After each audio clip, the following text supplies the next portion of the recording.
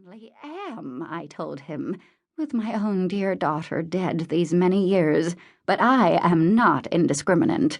I mean, am I a friend of the corpse of Adolf Hitler? I am not. Would I befriend the remains of Attila the Hun? I would not. Since the list of the dead whom Mrs. Pembroke wouldn't befriend was certainly lengthy, if not exhaustive, Quill interrupted gently. Not only that, Mrs. Pembroke, but the FOD's protest, while noble in intent, is just not going to change Ferris Rodman's relocation plans. The courts ruled that he could move the Civil War cemetery to make room for a golf course, and it looks like that's just what's going to happen. I think you were right to turn in your robe and resign your membership. Who gives a damn, anyway? Mrs. Pembroke said. If it weren't for Elaine's dear memory, I never would have gotten mixed up with Corliss Hooker in the first place. You can't possibly know what it's like to lose a child. Quill took some tissues from her desk and placed them in Mrs. Pembroke's hands. Mrs. Pembroke's daughter had died years and years ago, but the loss, it seemed, was still fresh. She dabbed carefully at the corner of each eye, smearing her blue eyeshadow into the green makeup. Quill couldn't stand the color combination, or the unexpectedly fierce cast it gave to Mrs. Pembroke's rose-leaf features. "Excuse me," she murmured, and leaned forward to gently dab at the makeup with a tissue. "Thank you, my dear," Mrs. Pembroke said crossly.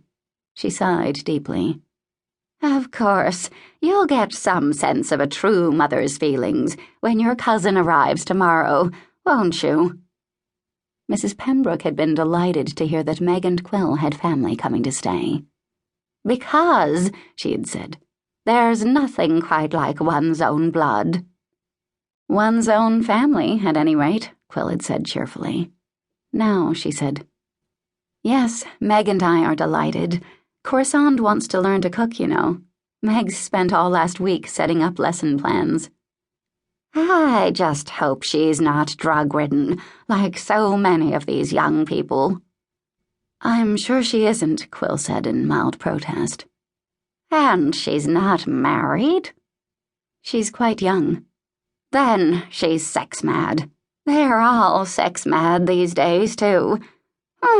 Well..." Mrs. Pembroke rummaged in her capacious purse, withdrew her PDA, and tapped at the tiny keyboard with expert, if gnarled, fingers. Despite her often expressed contempt for modern music, modern politics, and the 21st century in general, she'd taken to computer technology like a goat to tin cans. "My time's valuable, Quill, and you're certainly wasting it with these sidebar chats of ours. The Tompkins County court system is paying me $15 an hour to get things done, not to sit here gossiping with you." 10 years of innkeeping experience had left Quill unfazed by a wide and occasionally disconcerting range of human behavior.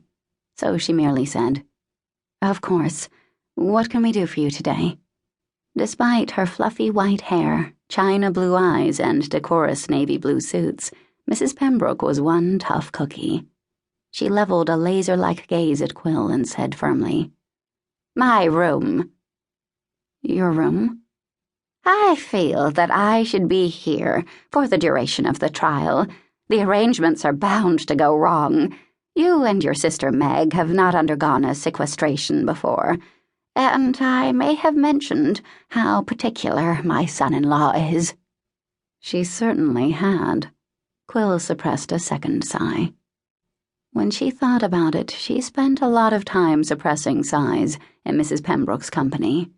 Retired for 7 years as a court reporter in the Tompkins County court system, she had strong-armed her way into a part-time job as a facilitator.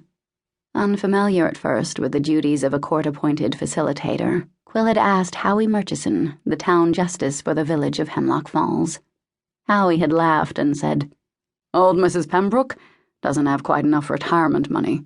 Let's just say a grateful county has pensioned her off. And that she's Judge Moody's former mother-in-law."